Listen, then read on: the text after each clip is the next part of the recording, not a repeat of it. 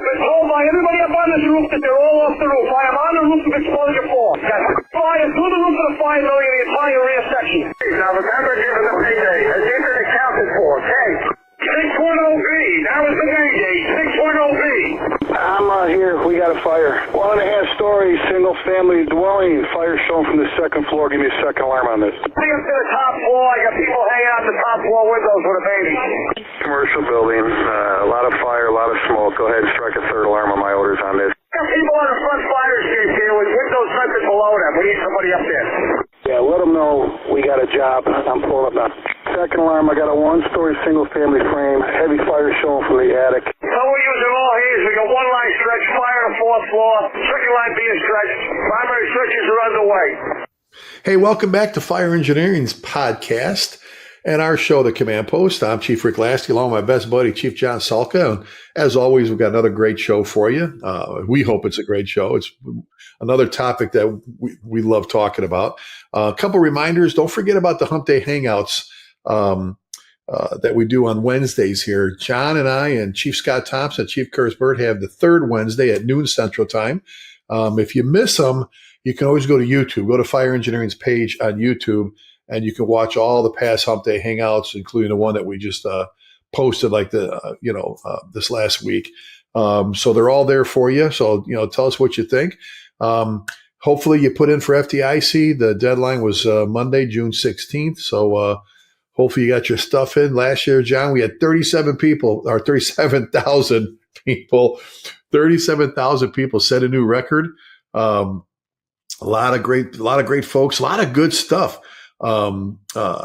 Just John, you and I have talked about this, and we've been reviewing articles and classes for the longest time, for decades now, and with fire engineering, and you at Firehouse and stuff, and we're always trying to find those future all-stars. The future all-stars. You and I started way back when someone gave us a start. It was Harvey Eisner, our good friend for you, and Bill Manning on my side, and then Bobby, and now Chief David Rhodes for us. The talent. You and I talk about this often. What do you think? There's some like all-stars hitting the circuit now and doing some programs and writing some articles, right? You know what?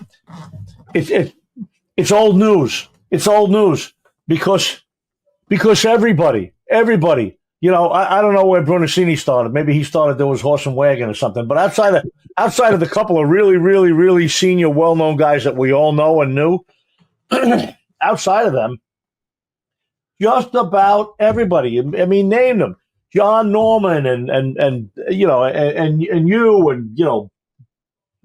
just name all the guys. Even some of the guys that we know that are now gone, not passed on, but have retired. John from California, John from LA, Middendorf.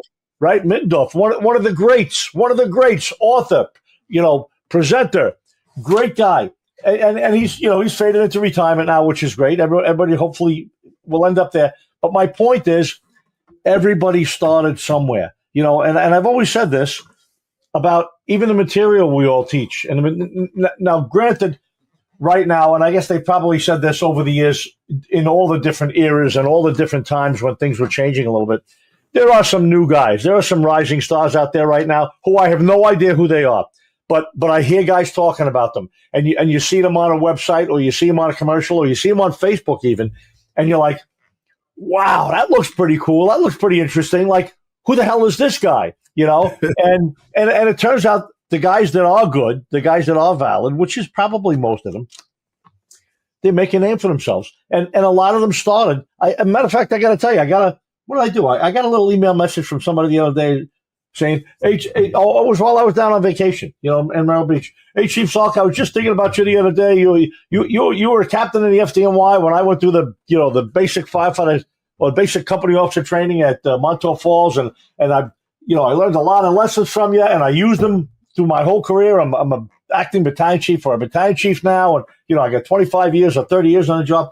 And it was what a nice thing it was for me. And I'm not blowing smoke up my own rear here, but I walked with a bounce in my step for the rest of the day, thinking, "Gee, that's nice. I'm glad I had an impact on that guy." And it could be said for every single one of us. Every one of us that's out there doing this, that's been doing it for 30 years or 40 years or 30 days or 40 days. You know, I love talking about Tom Merrill. Tom Merrill's a new guy on the horizon, right? You know, he's not a brand new kid. He's not a young man. He's already a past chief and a commissioner and everything else from his department, but he's still new on the lecture circuit and the teaching and writing circuit. He's doing great. And he's doing great. And there's dozens of guys, I don't want to say hundreds, but dozens and dozens and dozens of guys like him that we don't even know, you know, that other people know, that other people maybe helped them get started and gave them some direction and things like that. So it's a wheel. It's just a wheel that keeps going around and around. Some people think of it more like a merry-go-round, right? It's like a merry-go-round going round and round and round, and a bunch of people are on it. Bunch of people are on there riding the horses, right? And every once in a while it slows down and a couple of people jump off. But a couple of people jump on. But it's on a constant moving thing. There's always a pile of guys out there, some starting, some finishing, some guys in the middle of their 5 or 10 years or whatever. So it's a great group to be part of, you know? Well, and like you said, there's new classes on old stuff, a fresh approach, you know, someone's energy, you know, someone comes on and they're teaching veteran research that's been taught thousands of times, but their enthusiasm, their energy, maybe a couple little tidbits, you know, bring a fresh approach to it.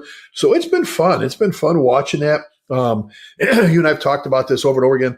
You know, you can't stroll through social media without seeing videos of guys forcing doors and punching holes in roofs and, you know, working, you know, nozzles and stuff and apparatus. And, you know, it's fun to see that. It's great to see that. So, and every year at FDIC, you and I get to see some great new people on the circuit teaching.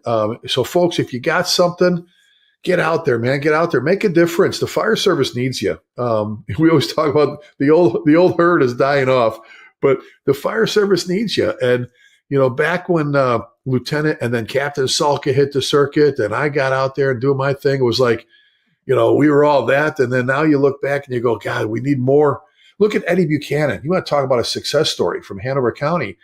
You know, Curtis and I went out and taught for him, Saving Her Own, back in the 90s. And I go, you got to write an article about your training program, because he had like several hundred volunteers and some career guys. I'm like, how do you do that without having to start over? And I go, Dad, he goes, no, nobody wants to hear from a little. I go, no, they do. There's a whole fire service out there. They need to hear from you. There's guys out there struggling to do their schedules like you do for training. And then, John, we did the article. And I go, you and Greg are going to teach. Remember, you and I for our group. I go, you're going to teach with John I at FDIC. He shows up. I go, okay, now you're going to put in for a class at FDIC on the article that you got published in Fire Engineering. And then he taught the class. Okay, come here, sit down. We're going to sit down with Marla at the time, and you're going to do a book on what you just taught, on what you just wrote.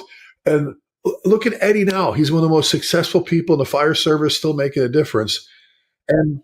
And it's because you and I did, and I'm not saying thank you to you and I, said, hey, here's another one. Let's grab another one. Tommy Schervino, Larry McCormick, you know, all these guys were just, hey, talking of new heavy hitters, buddy. You were just punishing yourself by going on vacation to South Carolina like you do all the time, having to stare at the ocean, you know, and play with all the grandkids and stuff. But we've got another Salka being promoted. Yes, Brian. Brian is doing so well. Jumped around a little bit, getting his career started, which some of us do, including myself. I've been in 4 different fire departments, 2 career, 2 volunteer. And Brian really wasn't similar, but in a way that he was in a couple of departments over his first couple of years on the job. And you know, he finally found a place and settled in. Doing great. Not only did he settle in, but he's making a difference there. And great fire department. Yep. Down in South Carolina, where he originally started from, as far as the fire service goes, where his wife, you know, hails from, where she was born and raised. And he actually was able to take the driver's test and got promoted to driver. And then they allowed him to take the lieutenant's test, even though I think their requirement was a certain couple of years, but he already had 5 or 6 years, you know, under his belt in a couple other departments, including 2 other paid departments where had been through full academies already too. And the chief recognized that, and I guess they said, okay, yeah, you got pretty good experience and time and stuff like. Make a long story short, get promoted to lieutenant, riding Truck 2 down there in Goose Creek, South Carolina, doing well, loving it. And as far as I know, his chief down there, who's well liked by most of the guys that are there, he pays a lot of attention to training, which we do. And what he did was he picked a couple of folks. I can't remember the exact structure. A couple of officers to sort of put a training committee together for the department to look at new stuff and review stuff and make things like that. Not to reinvent it necessarily. And the guy that he picked reached out to Brian and said, "Hey, I'd like you to be on the committee with us." So Brian's thrilled about that because Brian is just full of ideas. He's full of ideas. He sees something, he likes it, he promotes it. If he sees somebody he doesn't like, he unpromotes it. And so he's not afraid to talk about things that he likes and doesn't like and things that maybe work. And we all know how some things work in one place and don't work somewhere else for numerous different reasons. But anyway, he's promoted a lieutenant, sitting up in the front seat now, and I'm sure he's doing well. He's got, anytime I've watched him or seen him or been with him, rode with him, whatever, even here when he lived here for a little bit, he was in the volunteers for a little bit. The guys all loved him. Oh, is Brian coming tonight? Maybe he can teach a class tonight, And so I'm very proud of him. He's doing well. Well, forget about the fact that he's your son here for a moment. Brian, well, first of all, it's a typical Salka children fashion. You have some of the hardest working, smartest kids. They're not kids anymore. They're adults, making a difference. No egos. Like we've seen some other guys that come from and I'll just say someone like you, they got a dad at, Chief so-and-so, and, they think they're all that because of that. And every one of them has earned it on their own. And Brian's done that. Brian is a hard-ass working dude. And you know what I love about him, John? His passion for the job. Forget he's a Salka. Put Jones on the end of his name. As a fire chief, that's the kind of firefighter I want to hire. I want to hire someone who's into the job. You want to talk about tools. You want to talk about hose beds. When he gets frustrated, it's not frustrating because he didn't get enough overtime this month. He's frustrated because maybe somebody on another shift didn't take care of the engine the right way, or they didn't load the hose the right way. Or, and I love that kind of passion where, you're not angry like, God, I had to redo the cross lay this morning, the pre-connect because they didn't do it right. Or maybe there's a lieutenant, another shift that might not be doing, whatever the reason is. I love his passion. He's always working, training. First of all, he's a hard ass worker, big time certified mechanic on motorcycles, which is like monumental, especially the rich motorcycle. I always call it, those kinds of things, the big expensive ones. He's a brainiac when it comes to small engines and doing that stuff. A physical fitness, not like his wife, the police officer, Rachel, which, by the way, folks, just watch Live PD. What do they call it? You'll see her on there from Berkeley County. But John, his passion towards training and towards, look, I teach pride and ownership. I love people who love the job. I love people who want to make a difference. I don't love the slobs. I don't love the lazy asses. I don't love the t-shirt workers. I don't, just collecting a paycheck. But Brian, his attention to detail on the rig, the station, the firefighters he works with, his bosses, his loyalty, he's extremely loyal, but his passion for let's talk about, I mentioned it. Let's talk about our tools for just a little bit here. We talked about the other day, you and I were having a conversation about the uses and cares and maintenance and how people have mounted. And I've got probably a couple hundred pictures on my computer of tools mounted a certain way. When I see guys go, I'm like, oh God, look at how they actually mounted that in the officer's seat or whatever somebody was thinking. But let's just talk about, John, some of the history before I get into. I want to ask you about like maintenance and things like that. So the Halligan tool and the FDNY are synonymous, right? Is that the right word? You think of the FDNY, you're thinking a lot of things, but you're thinking Halligan. Chief Hugh Halligan, 18th Battalion, your battalion where you spent a lot of years. You guys went through a kind of a training re-up thing years ago. I remember Sal Marchese and Donnie Haight and John Norman talking about, we got to get back to getting guys trained in the Halligan again.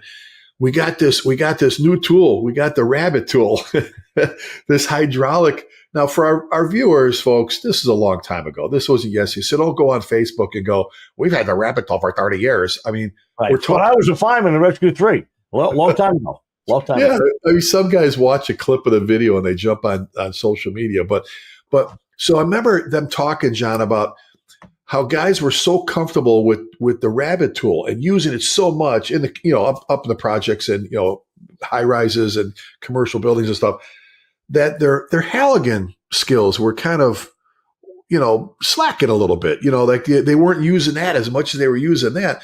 But didn't you say when they first put that thing on Rescue 3, the first thing you guys did was throw it out the back door? Yeah, not well received, universally. Certainly some guys, some of us younger guys, I certainly was interested in it. I wasn't sold on it right away, like, holy shit, look at this, the best thing in the world, which it actually turned out to be. But, some of the older guys, and I'm not hopping, picking on the older guys either, but yeah, the older guys were a bunch of old buffaloes, guys, tough old birds. A lot of guys that were in World War II and the war years, and you couldn't touch them. You couldn't touch them. These guys didn't wear masks. They were just, some of the toughest guys around. And they really were not interested in this new little contraption. They were very comfortable, just like we're comfortable right now with getting in a car, sitting behind a round steering wheel and a gas and a brake, and suddenly someday, before we're dead, maybe our kids or grandkids will be hopping into something that just has a joystick on it. No gas pedal, no this, no that. And they'll zoom around town like that's the way it's always been. And we'll get in and say, what is this crap? And that's pretty much the response that these guys had to the new rabbit tool. The new rabbit tool was really new. It was a new concept to use something. Now, well, here's what's interesting about the rabbit tool. And we, I know we've done this already on the rabbit tool. We've done whole programs on the rabbit tool. But really, it's old technology. It's hydraulic pumps and hydraulic hoses and a spreader that's new and designed differently, but the same as a lot of other spreaders that existed in the world back then. But they fashioned it and designed it and engineered it to be more for the fire service to force doors, and it worked wonderfully. So that's just sort of a side note that even though the Hearst tool was a groundbreaking new tool for the fire service, it was really put together with old-fashioned parts, with old-fashioned technology. And one of the things you and I've talked about is like the old porta powers. Right. The first thing we did, you got the Hearst tool. You go, hey, we don't need this bag of crap anymore. You threw it off, and then the first pinning you went, if I had something small enough to stick under the dash to get in there, so I can just spread that a little bit to get a purchase point for my jaws to get in there. And they go, hey, Captain Salka, you know what? It worked really good. That bag of stuff we just threw off the rig, those porta part, those little wedges, and so it's kind of cool to see how over the years, John, like you just said, how the Halligan meshed with the rabbit tool, which is meshed with all these things. To see your steering wheel thing was perfect. I love that. I love and look, even the Halligan tool. The Halligan tool wasn't an original. The fork and the shaft on a Halligan tool, if you didn't look at the other end of the tool, if you didn't look at the other end of the claw tool, you would think it was a Halligan. But Halligan took that and modified it, got rid of that big claw at the end and that little striking point that it had, and put the adze and the point on the end. And obviously he designed it with the fork being in the right attitude to the adze and all that other stuff. So even some of the newest tools that we have now. I want to talk first about what you mentioned about the FDNY being related to the Halligan tool. Obviously, that's true. Halligan tool was pretty much designed and produced and created by Hugh Halligan, who ended up a deputy. And actually, the FDNY, they weren't allowed to buy it. The job would not buy the Halligan tool because it was produced by and sold by a guy that was on the job. And didn't he just sell him out of his apartment or something like that? Guys had to come to an apartment. They considered it a conflict. So listen, a lot of guys went and bought him. A lot of companies sent the guy to his apartment, right, in Parkchester, which was in the 18th Battalion, big apartment complex. And supposedly he had dozens of them in his closet, and guys would knock on his door, and he'd answer the door and be like, "Hey, how you doing, Chief Halligan? Yeah, this is Billy, and I'm Tommy. We're 27 truck," and and they would cash, and they would buy Halligans from him, and that's how they. I don't want to say they snuck him onto the rig, but that's how they evolved and got onto the rig. Eventually, that other restriction fell by the wayside, but because so much time has passed since the Halligan was invented and became popular and is being used, that some guys do relate it to the FDNY, but a lot of guys don't. time is, I hate to say it, time is slipping by very quickly. I'm looking at you and I right now on the screen with our gray hair and our glasses, and time is slipping by very quickly. And guys, we had a class recently, you and I, where we asked the class of over 100 people, who remembers Alan Brunacini? Alan Brunacini from Phoenix Fire Department.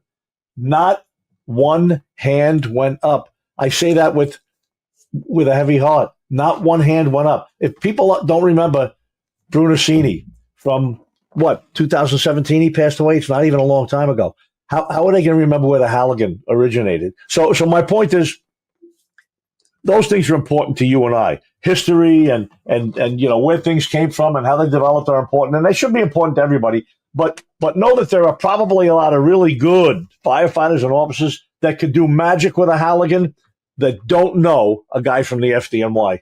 Well, and they don't know the little things like somewhere your place probably. Somebody, a roof guy, turned around and said, I need to be able, if I only had something I could throw over the parapet and throw down to take a window out that the ladders can't get to. And next thing you know, they weld a link down by the fork. Right. And the guy's got his little rope and he's clicking and he drops it down. When he gets into the window, he stands on it, so he knows how much rope he needs. He pulls it back up. He takes it. He throws it over the side. It goes, smash. You see that link? Somebody thought of that. Somebody said, what if someone's sitting around a kitchen table in a firehouse said, and so all these tools, there's hundreds of tools. We love fire hooks, right? With a great, we talk about a catalog I love going through all the time. You can't talk about tools. You can't talk about tools without mentioning Fire Hooks Unlimited and Bob Farrell, retired captain of 31 truck. He is Mr. Tool Time. You know what I'm saying? And not only does he sell tools, he's a seller, right? But he invents and creates and improves tools and the very generous guy to a lot of foundations and stuff like that. But and the bottom line is, from my perspective, the tools that he buys, he makes some of them, but a lot of them he buys from manufacturers. They're the best tools around. They're good. And he's another guy that if you looked at his chest on his uniform, his medals go past his toes, but you would never know it. You would never know it. Very modest dude. So John, like I said, with all the tools that are out there, and you and I have talked about this before, and I ask firefighters when it comes to, the majority of the people you see out there, they carry a hook with a Halligan, maybe a Halligan hook or a roof hook, as you call it, or an all-purpose hook, pike pole, whatever you want to call it. Most of them carry the irons. Some have a maul instead of a flathead axe with it or whatever. Sometimes they carry, we used to make the little Thor, a little short sledgehammer cut down for those tight doorways where you can't swing a long handle. You need something like bang, bang. I mean, all these little modifications. And I've always said, I want the whole toolbox, right? We've said before, what's your favorite, what's the most used socket out of a socket set? Blah, blah, blah, blah, blah. Okay. So you throw all the rest of them out, right? No, I want all of them because I'll be the one on the call that needs that specific size at one time. So I want an engine or a ladder truck or a heavy rescue, not full of just crap. Let's just put stuff, but I want some variety. But John, I'm going to tell you, you and I, we both have a lot of pride in what we do. We love what we do. We love the fire service, and we really don't care for those that don't love the job. You don't have to love it like us, but love it. What does this say to you? I know what it says to me. When I see an engine or a ladder and I see tools that are rusted on the side of the rig, now where I come from, unless you just came back from a job, and I'll be honest with you, I used to say, unless you just came back from a job and you want to eat real quick, where I came from, God, Curtis Burt would not allow for a moment for you to have plaster or sheetrock dust or dirt on your hooks. You had to just back in. But it was like, it would bother him so much. He's like, you guys go eat. I have to take care of this, to clean it up, rewrap the tools and all that. I even told him, John, once, I said, I walked by him on the apparatus floor and I stopped and said, thanks, Kurt. He's out there with the guys working on tools after a job, mutual aid job. He goes, what are you talking about? I go, thanks for doing us proud. He goes, what do you mean? I go, Curtis, we just came from a job, a neighboring town. When our tools are all shitted up from the fire, they still look better than someone else's tools that are clean and ready to go. Because he'd come back right away. Everything's clean, oiled up, wrapped, retaped, everything painted, whatever he had to do. But once in a while, I look at a Halligan on a rig and I go, this thing's got more rust on it than an old car parked up in Chicago because of the rock salt in the winter. And I think that in itself, John, tells you a lot about the leadership within that firehouse on that company. When you see a tool, it's all shitted up or rusted up, right? Absolutely. And you know what? Everything tells you about leadership. How the firefighters look, how they act, how well they're trained, how your drivers, how your chauffeurs drive the rig, and, what their gear looks like. And a guy that's got, or a rig that has dirty tools on it, or a firefighter that you just notice walking past you, with a rusted up Halligan or axe heads all rusted. He's the same guy that has holes in his boots, and the same guy that has stripes hanging off his coat, and the same guy that has a helmet that looks like, he left it in the oven at 450 degrees for 3 hours. You know what I'm saying? Like, it's not a unique thing. It's not just, they forgot to clean the Halligan. If the tools aren't clean, the rig's probably not clean. That's probably the same rig that rolls out the door with three quarters of a full fuel tank. Not water tank, fuel tank. Everybody fills up the water tank, right? Fuel tank. Like, I remember laughing at a job one time, and it only happened one time, and I'm embarrassed to say it happened in the Bronx. An engine up in the north part of the Bronx. I went to a multiple arm. An engine actually ran out of fuel at a job. And my first response to that was, it wasn't full at the shift change. I said, because we haven't been here long enough. We haven't been here. This fire hasn't lasted long enough for you to run out of a full tank of fuel. So, how much fuel you got in the rig? A little bit more than 3/4. That's okay. It's not okay. If it's not full, it's not okay. But that's just another measurement of another item, which happens to be, a fuel tank or a water tank or your gear in proper order. And the guy that has the rusty tools has the same attitude toward. It's not like he doesn't like tools. If you liked anything, if you hated everything that went on at work, and all you wanted to do was go and climb in a rig and sit there from the beginning of your shift till the end of your shift with tools in your hand, just waiting to go on a run. If all you want to do was go on runs and use tools would still be your favorite thing. They would still be the thing that was clean. If tools are cleaned, I can't imagine the condition of everything else. If tools are not clean. And what's our favorite store? Our favorite stores are like the Home Depot tool section, all the different tool shops and everything else. Walking in there, that smell you get when you walk through the door, like you and I would office stores. But, just tools are tools. Who doesn't like to, especially for us when we're trying to do our job? And again, I've seen hooks with wooden handles that are all busted or cracked. You see stuff. I'm like, how did you miss this? How did somebody put this back on a rig? But so let's move from the importance of, and we just hammered on care and maintenance of your tools, your rig, and the eye, attention for detail, like you said, your eye for detail. Mounting the tools, John. Now I know you said this before. There's lots of standards and lots of things that you have to adhere to, and that's because things have happened over the years and guys have been hurt, whatever. But I'm amazed sometimes. I take pictures, like I mentioned before. I've got folders full of like tools mounted a certain way on a rig. I'm like, look at how they did this. Look at how they, someone manufactured this mounting system for the irons that's right in front of me in my jump seat. There is no way the tools are coming out. You can roll the engine over and over and over and over and over again, which is the least of my worries. We got them in Supplement Grove. You're looking at them. When you're sitting there putting your mask on. You're looking at your axe and your Halligan right in front of you. So what does it say to you? Again, when you see somebody get off a rig, if you have to go through 3 compartments to get the tools you need, or 2 compartments to do it, we've talked about seconds before. How you mount your tools, how you design your apparatus. To the chiefs, keep asking the guys and gals, man. Ask the people riding the rigs. How would it be easier? What can we do with this next engine, next rescue ladder to make accessibility to the saws or to your tools easier? Well, Chief, I've been asking for years, what if we only, I'll give you an example. You heard me say this. When Russ Kerbo took over as police chief in Louisville, he was the first one to go out riding in full uniform with the patrol officers. He would work. It's a holiday. He'd come in, John, it's Father's Day. Your minimum, your rookie, you go home. And he would cover your patrol district. Big police department. He would do that. And I remember the first time he sat in a patrol car, the computer, the MCT was all. He goes, how the hell you do this? And she goes, this patrol. She goes, Chief, that's what we've been saying. We've been asking the shops to mount this differently.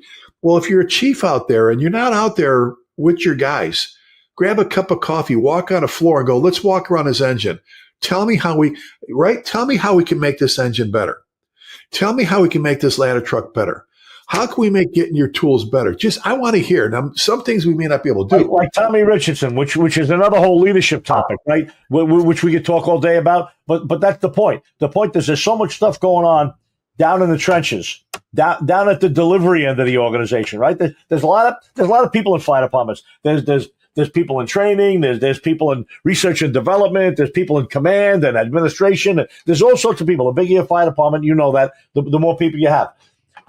But at the bottom, that's the blade. That's the blade of the saw at the bottom. The guys and gals that are working in the engines and trucks and the rescues and the squads, the guys that are going out the door every day.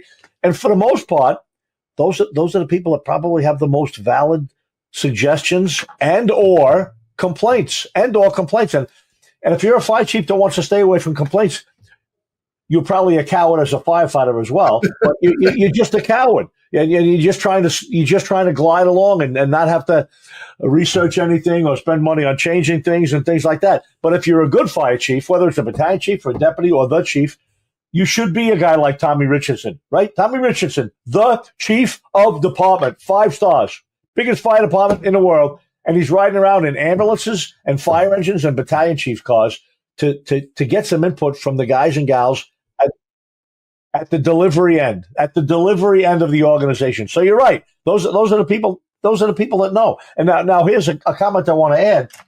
Not about every tool. Obviously the saw and the life-saving rope, and there are some tools that are very important that we do carry a lot. You know, my job does. Guys carry a lot. But, first do hand tools, axes and halligans and hooks and things like that. Things that ordinary firefighters carry, into a gas leak, into a report of an incinerator fire, stuff that you grab on every run. You shouldn't have to open a compartment to get them.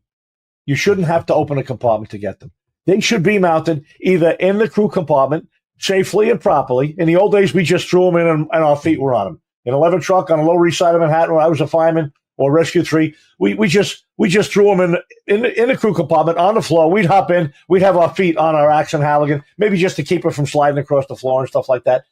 Obviously, there's a safety hazard there. I'm not sure how dramatically unsafe it is or not, but it got changed, and now we still keep them there. But now they're securely mounted. And if you can't securely mount them in there, like maybe a 6-foot hook doesn't work really well in there, or although I've seen companies put the 6-foot hook across the floor in brackets, so you can pop it out and slide it across. But you know what? Everybody puts them outside, snapped right onto the back or the side of the crew compartment with the bottom, through a hole in the diamond plate or in a bracket at the bottom and a bracket at the top where it's not going to go anywhere. And you hop out, you open up the door, boop, you grab it, boop, you pull it right off. Tension clips. Nothing where you got to put. You don't need a combination to get it off. Some guys want to lock everything up. Even in the Bronx, even in Brooklyn and Shittsville, if somebody really wanted to rob a fire engine, they could. Maybe the compartments are locked in some places, but there's plenty of tools mounted on the outside. Why? Because we need them. We need them quickly. We don't have time to start fiddling through compartments looking for this or looking for that. Yeah. Oh, just how you see them mounted. But I just, before we move on, that point you made about Tommy Richardson when he heard from the EMTs complain about things in the ambulance, he goes, all right, I'm going to go out and ride the ambulances. Like you said, 11,500 people on suppression, 5,000 in EMS, 1,800 civilian, 250 in dispatch, and the 5-star big-time chief of the department is out riding shifts with EMTs or with the battalion chiefs. And that's the importance. So again, chiefs, get out there and visit with your people. Like, try it. Just try it. Grab a cup of coffee. Go, okay, guys, let's go out of the floor. Let's walk around this engine. Tell me like I said before, tell me what we have to do to make this better for you. From design to just mounting the tools. Let's go the ladder. Let's go here. Let's do that. Guys like, well, Chief, if I had just a little bit a different way to mount my SCBA, I could get my gear in this compartment of the ambulance better. So bosses, ask the guys. And real quick before we move on here, John, that's like the first set of couplings. You hear me say this all the time. Young firefighter came to my office, and I'll shorten this story. He's like, Chief, I know you're a big history buff, but why are there? I love this story. Why are there 50-foot lengths of attack line, hand lines? I'm like, I know you got me. I know why they're 200-foot pre-connects. The history behind I'm a big history buff, the fire service, but the history behind the 200-foot cross lays of pre-connects is because back in the old days, from the curb to alley garage, was 150 feet, which meant a 200-footer could get around, handle exposures in the alley, or you could stop, go 2-3 floors in a residence. I go, I know that, but why? He goes, well, it seems like the first set of couplings always get hung up. He goes, I'm in there, and Tommy's on the nozzle, Tommy Asena, and Captain Swindle, a good captain. He's a great captain. They're around the corner, and they're working on a fire in the bedroom. They're yelling for more hose, and I'm in the living room. I'm trying to pull it, but it's hung up. And remember, John, those you've heard me talk about those boot scrapers you have next to your door, like your stoop to scrape mud or snow off. This one was like this far from the stoop, and the coupling of the inch 3/4 slid off and got locked behind it. He goes, I'm pulling. He goes, why do we need it? What's the significance? I'm sure there's something. I'm like, you know what? I'm sure there is too, but the majority of the time, it doesn't matter. And I looked at Tim Tittle. God bless Tim. I looked at Tim, and Tim says, I guess I'm fixing to order me some 100-foot lengths of hose. We want 100-footers. So, a lot of places now have taken and they're there still today, correct? Yeah, they're there. So you think about it. Yeah, exactly. A lot of places have said, from the nozzle back the first 100 feet, there's no couplings. Guess what doesn't hung up anymore? And that's because we as chiefs listen to a brand new 6-month on-the-job Proby. So you and I, we love Homer Robertson, our buddy from Fort Worth. He retired assistant chief Fort Worth. Great guy. Fort Worth Fire Department, another fire department, they just get it. They get it. On everything they do, they get it, okay? Nowhere's perfect, but they get it. But they've got that's like Disney World for the fire service. They have everything. And their shops, they have a shop, John. I don't know if you went there with Homer when you were there. I've been there a bunch. They have not the shops where they do like PMs and they lube things up and stuff like that, or, sand. It's a shop that does nothing but mount tools. You get the new engine, and that's what they do. They fabricate brackets and tools and holders. They guys come in with ideas. It's a place where the MacGyvers of the world sit there. And your engine, which is a blank slate, comes in there, and it leaves with everything mounted, just in some cases, just how you need it in your district. So talk about that briefly here. How important is it for you to understand that? And we'll pick on the FDNY again. There are engines in the FDNY that are set up exactly the same. There's some that are set up differently because some boroughs, some districts, some heavy commercial versus heavy residential versus high rise. There's some variances when you spec your rig. Absolutely. So you've got to have that ability to pay attention to the guys that are saying, Chief Salka, we need this mounted a certain way when it comes to different ways. And there's different ways that's going to get done. Now, for example, Fort Worth, FDNY has it as well. Our shops is gigantic. It's like our shops alone, personnel, square footage, machinery.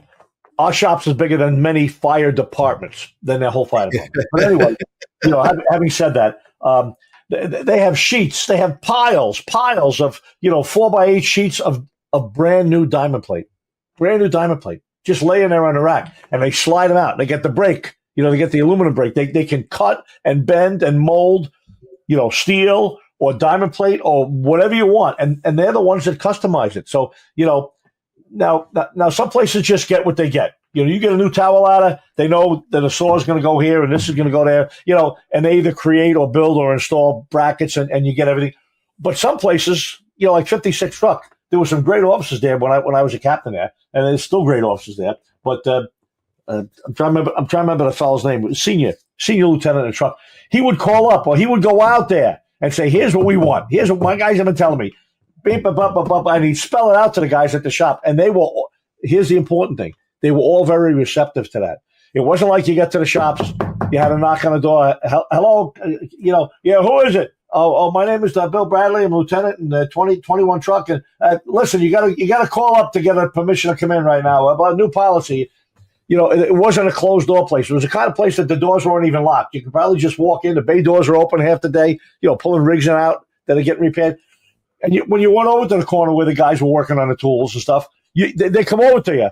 How you doing? Hey, listen, my boss up in the Bronx. We got a new rig. I see it's parked over there. Come on, boss. Let me go see. What do you need? And this guy would sit there and write stuff down for you. He said, "Tommy, I'll be back with that in a minute. I got a boss here from the Bronx," and he would write stuff down for you, and do it. And they would make it and do it. When you got the new rig, he'd be standing in the corner saying, "Yeah, I stopped by the shops. The guy made it."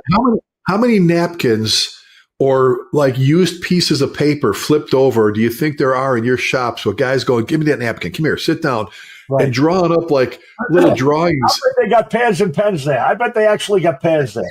Pads of paper, you know? But listen, and you know who I'm talking to now, not the firefighters and company officers that are listening to us on a regular basis, you know, or if some of you are, bring this in for your chief to listen to, not your battalion chief, you know, your chief of department or the guy who runs, you know, the shops or something with your fire department.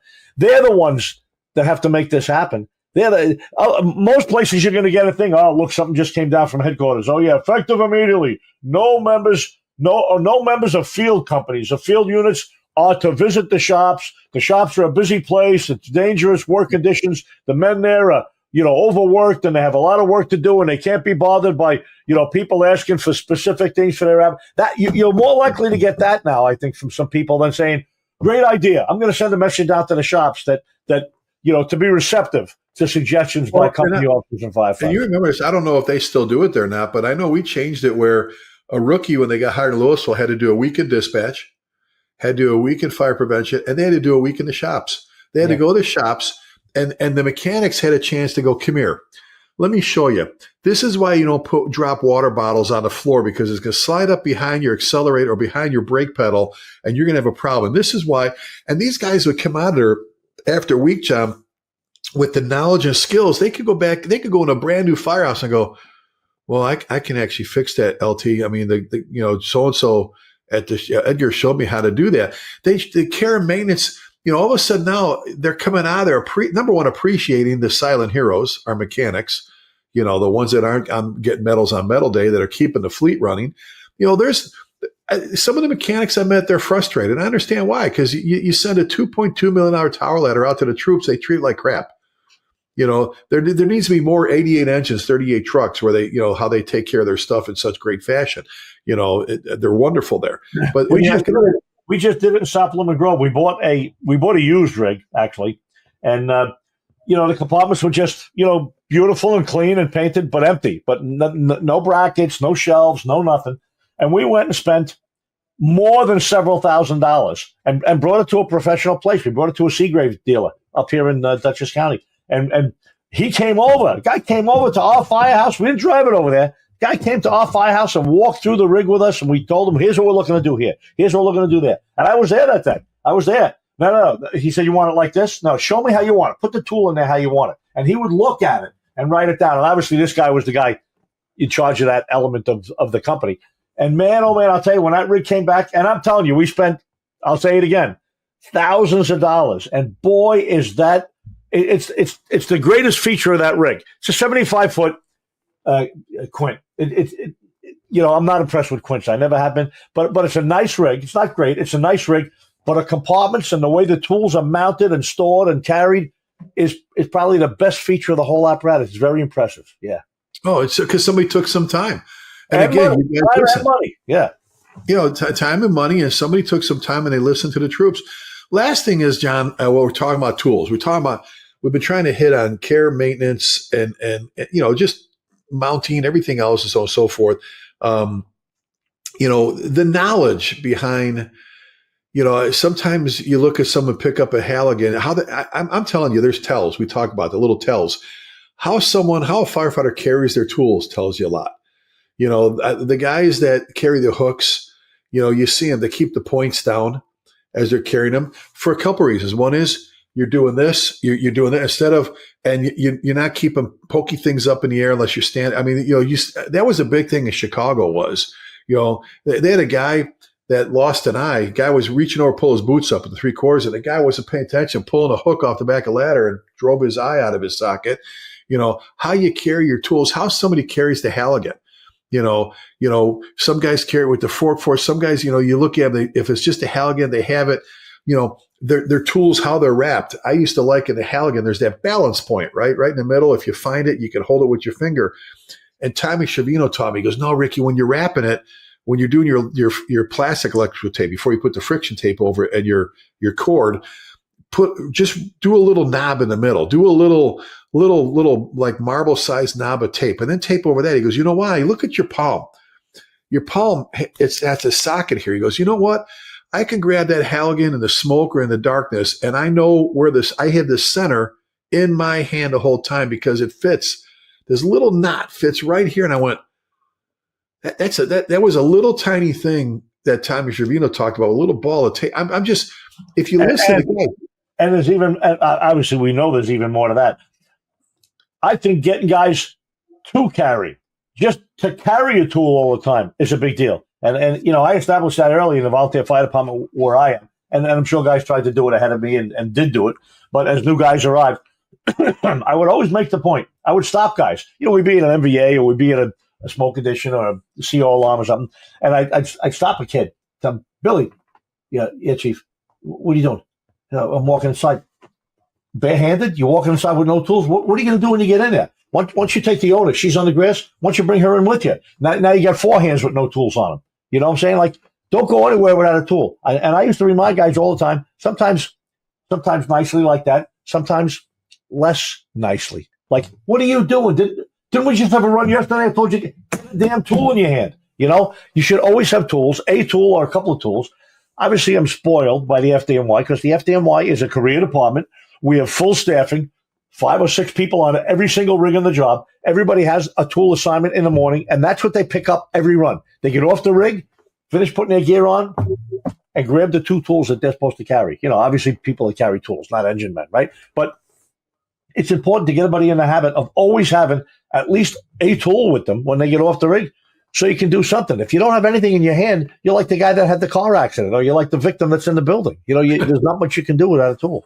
What is our good buddy Jay Jonas says, a firefighter on the fire ground without a tool in his hand is just another walking lump of carbon.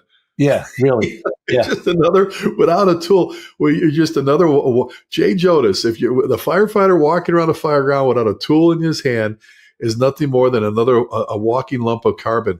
And I remember I had a Lieutenant John, a great guy, very competitive, and I like to appeal to that in people. But I'm like, you don't get off the rig without a tool. You don't get off the rig without a tool. The only people who get off the rig without a tool is your announcement, who gets off and stands next to the hose bed waiting to stretch a line. Other than that, you get off with a tool. Officer, you bring your little officer's tool, everything. And he got off. We had a high-rise multifamily dwelling, right? He got off, and he grabbed the banjo shovel, big banjo, as kind of a joke. And I looked, he goes, you should have to have a tool in my hand all the time. And I looked at him, and if looks could kill, right? I'm like, you're going to be a smart ass, huh? All right. I was battalion chief, and everything. And I went, okay. And we sat down and we had a talk. And the next call he went on, he brought his tools in with him, his guys.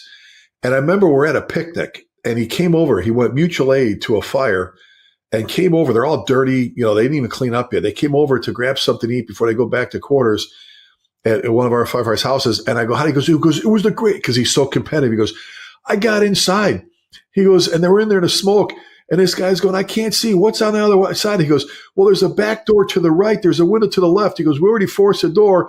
And he goes, I can't see. He goes, well, let me turn my flashlight on. He goes, why? Because I had it with me, and I had my halogen. And the competitiveness of him, he's like, it was no longer a joke. It was like, how am I better than that other company? How am I better than that other engine? Well, you know what? You're better because you're prepared, you're trained, you're dressed, you're into it. You're a student of the game. So the knowledge, right, John? Let's finish up with that for the show. How important is it for people not just to put their hands on the tools, but to train with them and to have the Brian Salkas? I'm gonna pick on your son again, Lieutenant Brian Salka, to grab the new kid and go, come here. No, let me. The funny line from that goofy movie Backdraft. You're doing it wrong. Everybody laughs. You're doing. Well, you know what? Once in a while, you gotta go. You're doing it wrong. Come here. Let me show you. And I had people show me. I'll be honest with you. You want a stupid Rick story? First time I ever saw a K tool. I was never trained on it. A K tool, and I was asked to go grab the K tool in front of my chief and the captain, and we slid it on. And I dropped the ads in there, and I took my flathead axe, and instead of going bink bink bink bink bink bink bink and pulling, I took it and I started banging on it. I started beating on it like it's going to pull. And, that little, that's one of your favorite tools, that little sleeve that you drop the ads in or whatever. I broke that off.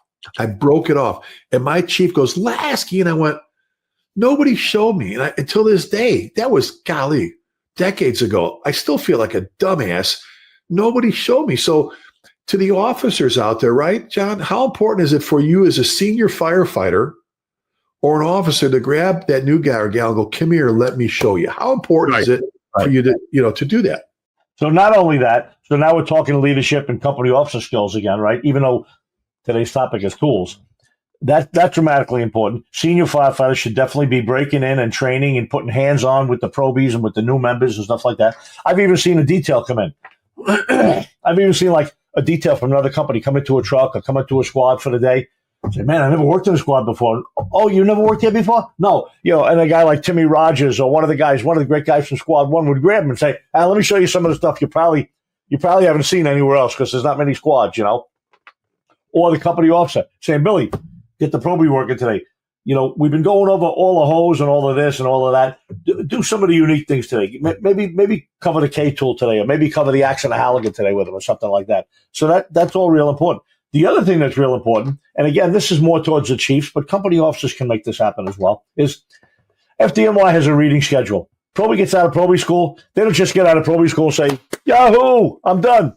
Let me go to some fires. Of course they do that, but they have a reading schedule. So they have a training notebook. They have that composition notebook that they have to take a mark in every single day that they work, questions that they had, jobs that they had, people that they were working with, what the drill was about, every single day. And that has to be monitored by the officer and eventually by the chief has to look at it. But they have a reading schedule as well. They have a whole printed schedule that they have to read. Read ladders 3, read engines 1, read forcible entry manual. And, they have to read it and take a mark on it. So sometimes these young kids, you see them in the kitchen or you see them, in the reading room or the study room or whatever. And there's a kid with a year on the job with a book open and he's reading something. And what's he reading about? Reading about the K tool. And he's not going to be the probie that's going to break it because he hits it too hard. Because you know what? Even though maybe it wasn't covered somewhere in great detail, maybe they covered it for a minute in probie school. And that's the K tool. Okay, next. But if he's reading about it on a regular basis, and a reading schedule covers so many different things, and then it involves probies, young, brand new members of the fire department, you almost get them to do some of the reading that guys with 5 and 6 years are doing when they're studying for lieutenant. So obviously the stuff that's really, really detailed and maybe above their head, maybe they just skim through it, or maybe they have to go ask a question about it. But some of the other stuff, all of a sudden you see the probie saying, I read that Halligan tool thing today. I'm pretty interested in how this was developed or how that was developed or whatever. So there's a couple of ways to make sure it's done. But, do we have to say that in this program? Do we have to say this? You need to know what you're doing. You need to understand the tools and how they're used and how they're carried and how they're maintained. We need to bring back a primitive Pete. Remember back when you and I went to high school, there was actually shop class. Oh, my favorite class. Oh, they taught you how to work on a little Briggs & Stratton motor. And Everett Lindquist was my shop teacher. I can see his face right now. Guy was about 5'7", gray beard, gray hair. He was a cranky old bastard. Everett Lindquist. Boy, was he sharp. He taught us a lot of stuff. Well, I remember in shop classes where they taught you, Primitive Pete. Remember that was the cartoon, and that was me with the K tool. I'm Primitive Pete. I'm like, instead of going bink bink and getting that thing, the blade, the bite behind that rim, and cranking forward, I'm going bang bang, and they're looking at me. And till this day, I'm like, it's one of those embarrassing moments that I need to let go of. But I'm like, golly, man, you talk about primitive. Let's just hit myself in the head anyway. Hey, to the mentors out there, to the officers, to that senior firefighter, and you can have 5 years to be a senior firefighter. Be that Brian Salka, be that driver, that firefighter driver, now lieutenant, that cares so much about the people that he works with that he goes out of his way to show them how to be better at their job. Those are the people you want to work with, not the buffoon asleep in a recliner, not the bitcher and complainer. Find the Brian Salkas that just want to make a difference. They just, because this is a serious business, right, John? We're not out there making pizzas and sandwiches. We get one duo. We don't actually all get a duo. We get one chance to get it right.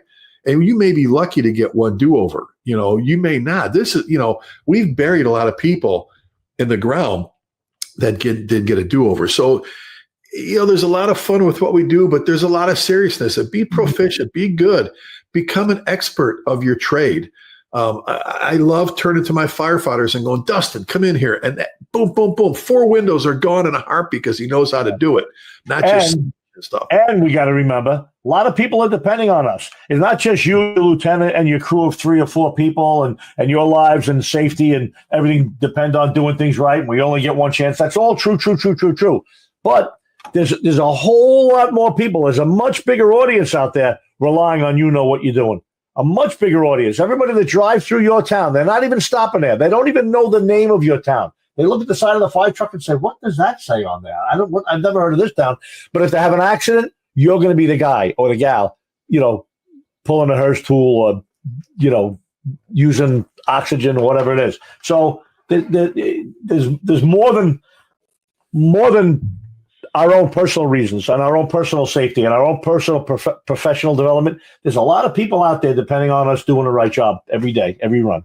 Absolutely. Well, another great topic, buddy. Another great show. If they want to get a hold of you, John, what's the best email? ChiefJohnSalka@gmail.com. And I'm Chief Lasky at gmail.com. And I've got chieflasky.com. If you're looking for any of the classes John and I are doing together, we post them on my calendar.